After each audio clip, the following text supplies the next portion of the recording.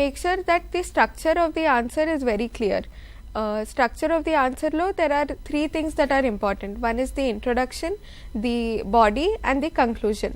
So మీరు answer writing చేసేటప్పుడు before హ్యాండే కొన్ని ఇంట్రొడక్షన్స్ అండ్ కంక్లూజన్స్ మీరు ఆలోచించి పెట్టుకుంటే మీకు ఎగ్జామ్ హాల్లో దానికి టైం వేస్ట్ అవ్వదు.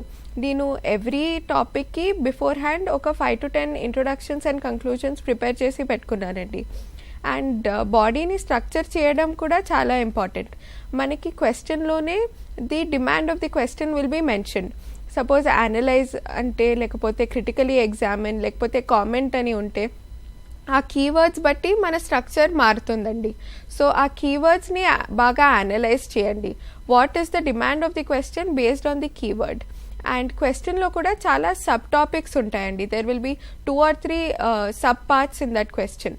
సో ప్రతిదీ సబ్ హెడింగ్ చాలా క్లియర్గా మెన్షన్ చేసి below every sub heading having at least 5 to 6 points for a 10 marker and 7 to 8 points for a 15 marker is very important అండి. So attempt answering the demand of the question, answering all the sub parts of the question with a very good introduction and conclusion is very important అండి.